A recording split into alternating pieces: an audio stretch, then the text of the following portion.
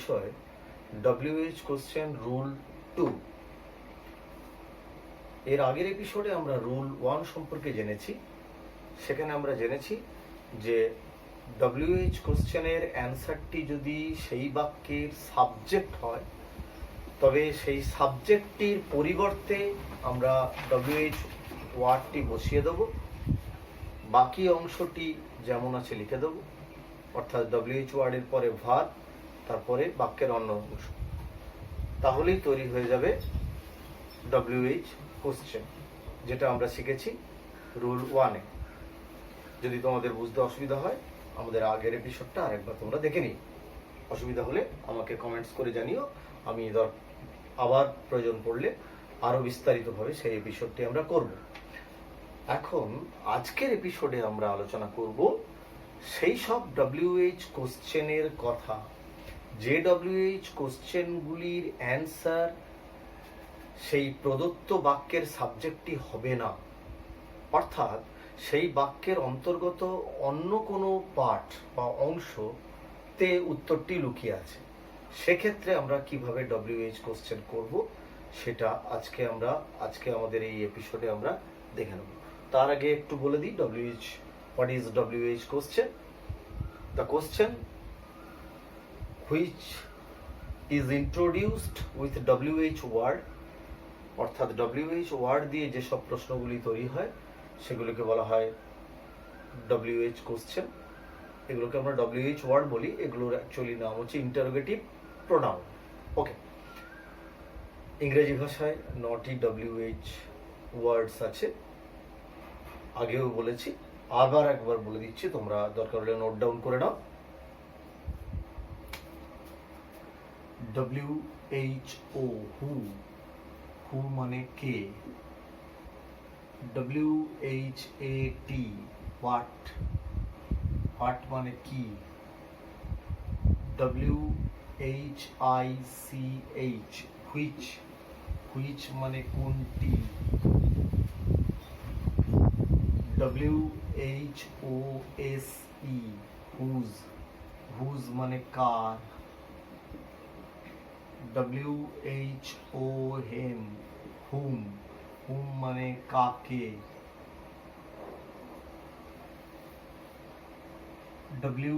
WHEN when মানে কখন, WHERE where মানে কোথায়,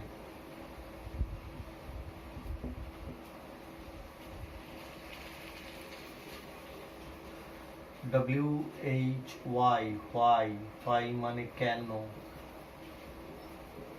এবং HOW how মানে কিভাবে। লক্ষ্য করো, প্রত্যেকটির ক্ষেত্রে আমরা ইন্টারোগেশন মার্ক অর্থাৎ কোশ্চেন মার্ক আমরা দিয়েছি, কারণ এগুলো দিয়ে প্রশ্ন তৈরি করা হবে।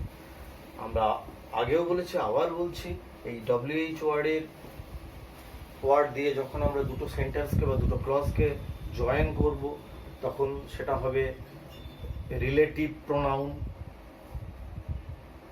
কিন্তু আমরা যখন সেই WH ওয়ার্ড দিয়ে কোশ্চেন তৈরি করব তখন সেটা হবে ইন্টারোগেটিভ প্রোনাউন।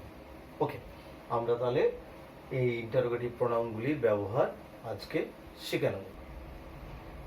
যখন আমরা WH কোশ্চেন করতে যাব তখন যে বাক্যটি দেওয়া থাকবে সেই বাক্যটিকে আমাদের অ্যানালাইজ করতে হবে।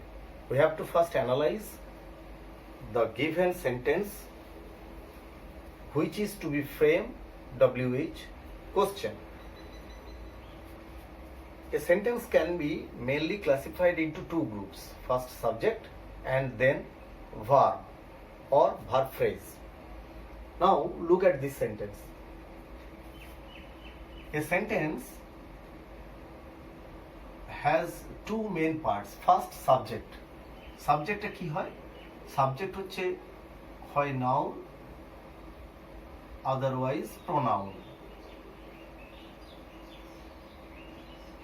এটা হচ্ছে সাবজেক্ট। ভার্বের প্রধানত দুটি অংশে আমরা দেখতে পাই ভার্বের। একটা হচ্ছে AV and next MV. AV means auxiliary verb অর্থাৎ সহায়ক ক্রিয়া, আর এমভি মানে হচ্ছে মেন ভার্ব অর্থাৎ মূল ক্রিয়া।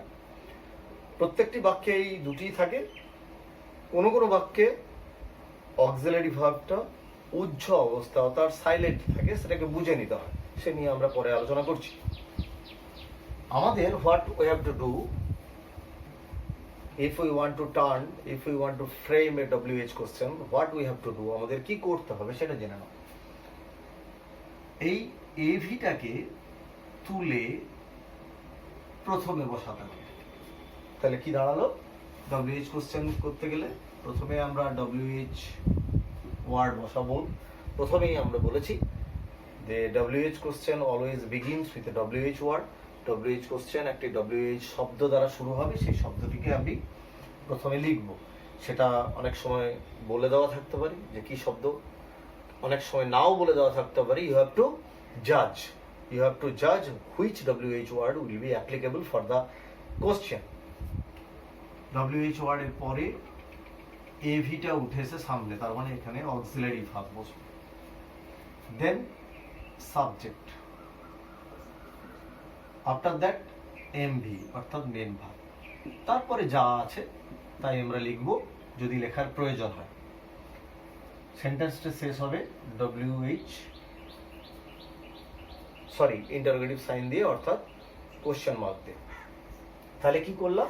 আমাদের সূত্র রুল 2 এর সূত্র কি? First we have to analyse the sentence. আমরা সেন্টেন্সের ভাগ করব। প্রথমে সাবজেক্ট আছে দেখব, তারপরে অক্সিলারি ভার্বটা খুঁজে বের করব, তারপরে মেন ভার্ব কোনটা আছে আমরা দেখব। এবারে আমাদের কাজ যেটা, সেটা অক্সিলারি ভার্বটাকে তুলে সামনে এসে এটা বসিয়ে দেবো। তাহলে প্রথমে WH ওয়ার্ড লিখব, তারপরে অক্সিলারি ভার্বটা লিখব, তারপরে যেমন সাবজেক্ট বসে আছে সেই সাবজেক্টটা বসে থাকবে, তারপরে মেন ভার্ব আমরা লিখব, তারপরে যদি বাকি কিছু লেখার প্রয়োজন হয় সেটা লিখব, এবং সেন্টেন্সটাকে আমরা সবসময় শেষ করব কোশ্চেন মার্ক দিয়ে। তাহলে কিন্তু তৈরি হয়ে যাবে WH কোশ্চেন। এইবারে এই রুলের উপর, এটা হচ্ছে রুল নাম্বার 2, এই রুল নাম্বার 2 এর উপর ভিত্তি করে আমরা কতগুলি এক্সাম্পল নিয়ে তোমাদের দেখাবো যে কিভাবে এই WH ওয়ার্ডটি করতে হয়। এক্ষেত্রে দুটি জিনিস আমাদেরকে মনে রাখতে হবে। একটা হচ্ছে WH ওয়ার্ডগুলির অর্থ, যেটা এক্ষুনি আমরা লিখে দিলাম। 9টি WH ওয়ার্ড আছে, there are 9 WH words in English language. আর আমাদের মনে রাখতে হবে এই অক্সিলারি ভার্ব এভি, এই এভি লিস্ট, এটা তোমাদের আগেও আমরা বলেছি আগের এপিসোডে, তাও আমরা এই এপিসোডে আরেকবার বলছি। এই এভি কে আমরা ভাগ করতে পারি mainly in 4 categories. First, be, second, have, third, do, and fourth, modal. Now, what is be auxiliary? Am, is, are, was, were. am, is, are, was, were এগুলোকে বলা হয় be auxiliary verb. have auxiliary verb কি? have, has, and had. These three auxiliary verbs are called have auxiliary verb. Have, has, and had. And do, does, and did. Do, does এবং did এগুলোকে বলা হয় do auxiliary verb. এবং সর্বশেষে আসছে modal auxiliary. এখানের মধ্যে আমরা আসবে shall, will, should, would, can, may, could, might, must, should ইত্যাদি। আরো কিছু আছে, মেনলি এগুলি হচ্ছে মোডাল অক্সিলারি। তাহলে এইগুলোকে আমরা যদি চিহ্নে রাখি, these are the AV or auxiliary verbs. We have to put this auxiliary, one of these auxiliary verbs in front of the sentence just after the WH word. অর্থাৎ WH question করতে গেলে WH ওয়ার্ডটি প্রথমে লিখে এই কটি auxiliary ভার্বের মধ্যে যে কোনো একটি ভার্বকে আমরা তারপরে বসাবো, তারপরে সাবজেক্ট বসাবো এবং মেন ভার্ব বসাবো এবং তারপরে বাকি যেটা বসাবার প্রয়োজন হবে সেটা বসিয়ে আমরা WH ওয়ার্ড গঠন করব, WH কোশ্চেন গঠন করব। এসো আমরা দেখে নিই কিভাবে এটা করতে হয়। নাও let us see these 3 examples. First, দেখো প্রথম বাক্যটিকে লক্ষ্য করো। The train will arrive at 10 AM. ট্রেনটি আসবে 10টার সময় সকাল। এখানে বলে দিয়েছে এটা when WH ওয়ার্ড বসাতে হবে, দিয়ে ব্যবহার করে আমাকে একটা সেন্টেন্সে পরিণত করতে হবে, এটা কোশ্চেনে পরিণত করতে হবে। নাও তাহলে আমরা প্রথমে আমাদের কাজ হচ্ছে বাক্যটিকে আমরা অ্যানালাইজ করব। দেখো দ্য ট্রেন হচ্ছে সাবজেক্ট, উইল হচ্ছে অক্সিলারি ভার্ব এভি, অ্যারাইভ হচ্ছে মেন ভার্ব এমভি, বাকিটি বাক্যের বাকি অংশ। আমরা তাহলে WH ওয়ার্ডটি প্রথমে বসাবো। দেখো when, এবার আমরা কি বলেছিলাম যে আমরা অক্সিলারি ভার্বটাকে সামনে এনে বসাবো। তাহলে কি দাঁড়ালো, অক্সিলারি ভার্বটা যদি সামনে চলে যায় তাহলে আমরা উইল, নেক্সট কি পড়ে আছে দ্য ট্রেন, তারপর কি আছে arrive ARRIVE, when will the train arrive, question mark দেবো। এটা হয়ে গেল WH ওয়ার্ড, WH কোশ্চেন তৈরি হয়ে গেল। at 10 AM টা কেন লিখলাম না, কারণ এটাই অ্যান্সার। কখন ট্রেন আসবে যদি আমি প্রশ্ন করি উত্তর হবে 10টার সময়, তাহলে 10টার সময় উত্তরটা আমরা প্রশ্নের মধ্যে লিখবো না নিশ্চয়ই। ওকে, এবারে একই রকম ভাবে আমরা সেকেন্ড পার্টটাকেও দেখি। আমরা সেকেন্ড সেন্টেন্স দেখি, your father is a doctor. Your father এটা হচ্ছে subject, is verb, a doctor. তাহলে এখানে হোয়াট দিয়ে করতে বলেছে, হোয়াট। আমি এই ইজটাকে বাক্যের প্রথমে নিয়ে আসবো, তাহলে কি দাঁড়ালো হোয়াট ইজ চলে এসছে প্রথমে, your father, what is your father, তোমার বাবা কি করেন। এই ডক্টরটা লিখলাম না, এটা হচ্ছে অ্যান্সার। তাহলে আমরা বুঝতে পারছি খুব নিয়ম হচ্ছে খুব সোজা, রুলটা হচ্ছে খুব সোজা। প্রথমে আমাদের we have to identify the auxiliary verb, then we have to put this auxiliary verb in front of the sentence, then we have to write down. প্রথমে আমাদের auxiliary verbটা খুঁজে বের করতে হবে, সহায়ক ক্রিয়া। সেই সহায়ক ক্রিয়াটা বাক্যের প্রথমে লিখতে হবে, তার আগে আমি WH ওয়ার্ড বসাবো, সহায়ক ক্রিয়া, তারপরে সাবজেক্ট, তারপরে মূল ক্রিয়া এবং কোশ্চেন মার্ক। শেষ সেন্টেন্সটা দেখাম, this is my pen. Subject আমাকে হুজ দিতে হবে, হুজ মানে কার।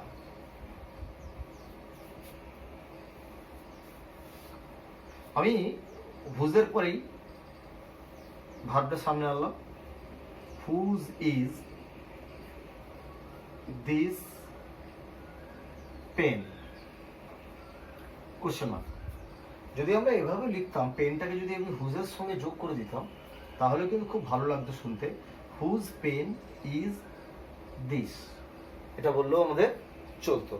সুতরাং আমরা দেখতে পেলাম যদি আমাদের WH কোশ্চেন করতে হয় কোনো সেন্টেন্স থেকে, তাহলে সেই সেন্টেন্সের ভার্বটিকে আমরা বাক্যের প্রথমে নিয়ে যাব, অক্সিলারি ভার্বটাকে প্রথমে WH ওয়ার্ড বসাবো, তারপরে অক্সিলারি ভার্ব বসাবো, তারপর সাবজেক্ট বসিয়ে বাক্যের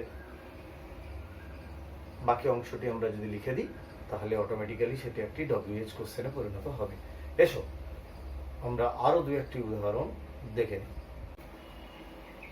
এবার এসো আমরা এবার যে দুটি উদাহরণ দেখব তারা দেখতে একটু অন্যরকম।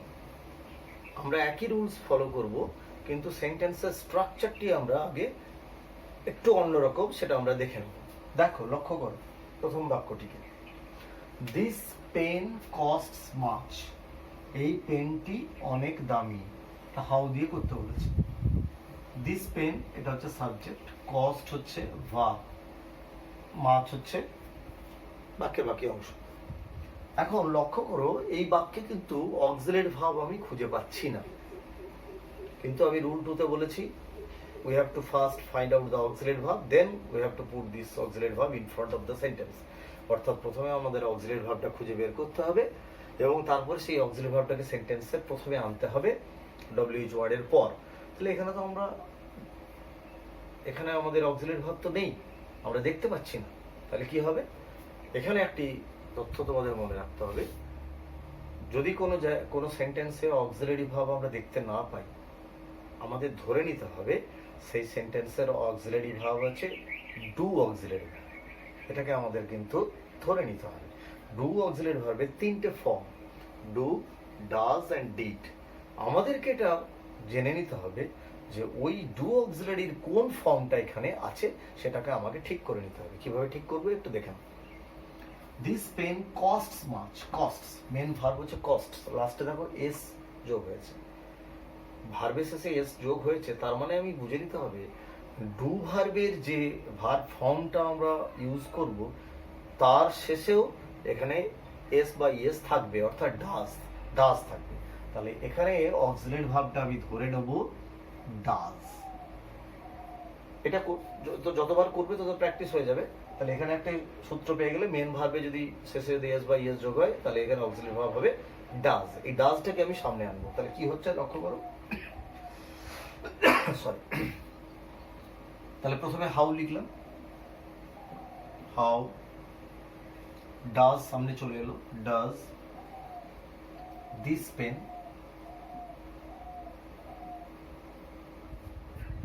কস্ট,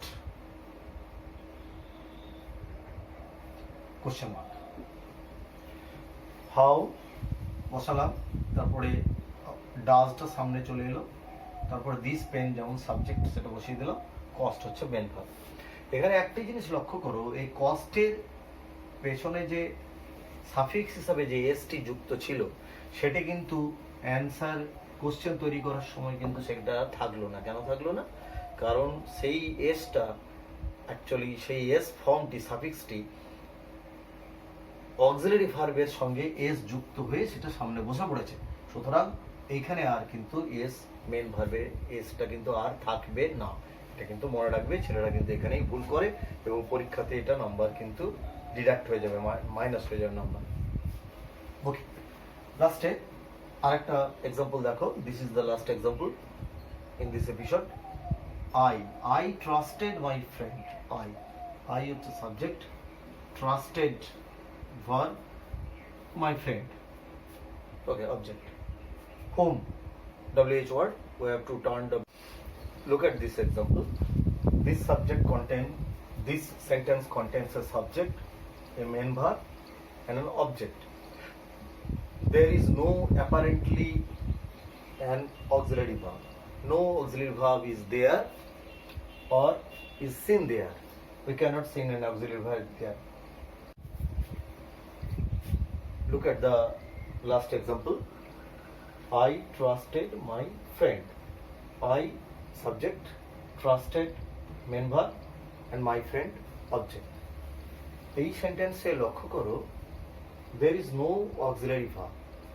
তাহলে আগের এক্সাম্পলের মতোই আমরা ধরে নেব যে এখানে অক্সিলারি ভার্ব হিসেবে ডু আছে। ডু ভার্বের কোন ফর্ম, ডু অক্সিলারির কোন ফর্ম আছে এখানে? ডু না ডাজ না ডিড? ডাজটা অলরেডি আমরা জেনে গেছি, যদি এস বা ইএস থাকে ভার্বের পর তাহলে আমরা ধরে নেব যে ডাজ অক্সিলারি। এখানে এস বা ইএস নেই, সুতরাং নো ডাজ। এখানে দেখো ট্রাস্টেড অর্থাৎ সেকেন্ড ফর্ম, অর্থাৎ পাস্ট টেন্সের ফর্ম আছে। তাহলে আমরা এখানে ডু অক্সিলারি ভার্বের পাস্ট টেন্সের ফর্ম বসাবো। পাস্ট ফর্ম কি? ডিড। তাহলে এখানে আমরা বসাবো ডিড। আমরা ধরে নেব যে এখানে অক্সিলারি ভার্ব আছে ডিড। আমরা এখানে ধরে নেব ডিড আছে, এই ডিডকে আমরা সামনে আসবো। তাহলে প্রথমে WH ওয়ার্ডটি লিখি আমরা, হোম ডিড। আই থাকলে প্রশ্ন করতে হয় সাবজেক্টটা চেঞ্জ হয়ে ইউ হয়ে যায় সাধারণত। তাহলে আইটা হয়ে গেল ইউ, হুম ডিড ইউ। এখন ট্রাস্টেড সেকেন্ড ফর্ম কিন্তু আমরা ডিডের মধ্যে নিয়ে চলে এসেছি অলরেডি, সুতরাং এই সেকেন্ড ফর্মটি কিন্তু আর থাকবে না। এখানে ভার্বের মূল যে ফর্ম অর্থাৎ প্রেজেন্ট টেন্সের ফর্মে এটা ফিরে আসবে, অর্থাৎ এখানে ট্রাস্টেড না হয়ে যাবে। আমি আবার রিপিট করছি, প্রথমে ডব্লিউএইচ ওয়ার্ড বসালাম, তারপরে ডিড অক্সিলারি ভার্বটা সামনে চলে এলো, ট্রাস্টেড না হয়ে আমি এখানে লিখবো ট্রাস্ট, কারণ এই সেকেন্ড ফর্ম অর্থাৎ পাস্ট টেন্সের ফর্মটা অলরেডি ডিড অক্সিলারির মধ্যে চলে গেছে। এবং শেষে কোশ্চেন মার্ক দিয়ে আমরা শেষ করব। যেখানে ছাত্রছাত্রীরা সবচেয়ে বেশি ভুল করে, আবার বলছি, যখন আমরা ডাজ অক্সিলারি ভার্বে নিয়ে আসব তখন মেন ভার্বের শেষে এস বা ইএসটি উঠে যাবে, সেটা ভার্বের মেন ফর্মে চলে আসবে। ঠিক একই রকম ভাবে যখন ডিড অক্সিলারি ভার্ব আমরা নিয়ে আসব তখন ভার্বের পাস্ট টেন্সটিও প্রেজেন্ট টেন্সে চলে আসবে। সুতরাং আজকের এপিসোডে আমরা শিখলাম কিভাবে কোনো সেন্টেন্সকে ডব্লিউএইচ কোশ্চেনে পরিণত করা যায় বাই ইউজিং রুল নাম্বার 2। আবার বলি, রুল নাম্বার 2 অ্যাপ্লিকেবল হবে সেই সব স্টেটমেন্টের ক্ষেত্রে বা সেন্টেন্সের ক্ষেত্রে যেই সেন্টেন্সের ডব্লিউএইচ কোশ্চেনের অ্যান্সারটা সেই সেন্টেন্সের সাবজেক্টই হবে না। সাবজেক্টই যদি অ্যান্সার হতো তাহলে রুল নাম্বার 1 ফলো করতাম, যেখানে সাবজেক্টের পরিবর্তে আমরা ডব্লিউএইচ ওয়ার্ডটি বসিয়ে দিতাম। কিন্তু রুল 2তে এক্ষেত্রে সাবজেক্টটি উত্তর না হওয়ার কারণে আমরা অক্সিলারি ভার্বটিকে নিয়ে এসে সামনে নিয়ে আসবো। প্রথমে ডব্লিউএইচ ওয়ার্ড লিখবো, তারপরে অক্সিলারি ভার্ব রাখবো, তারপরে সাবজেক্ট আনবো এবং সর্বশেষে আমরা মেন ভার্ব আনবো, দিয়ে শেষে কোশ্চেন মার্ক দেবো। সুতরাং আশা করি তোমরা বুঝতে পেরেছো। যদি বুঝতে অসুবিধা হয় তাহলে কমেন্টস করে জানাবে কোন জায়গায় অসুবিধা হচ্ছে, কি অসুবিধা হচ্ছে। আমি দুটো এক্সাম্পল দিচ্ছি প্র্যাকটিসের জন্য, তোমরা বাড়িতে প্র্যাকটিস করে আমাকে জানাও। যদি ঠিক হয় তাহলে বুঝতে পারবে তোমরা প্রায় শিখে ফেলেছো। ধন্যবাদ।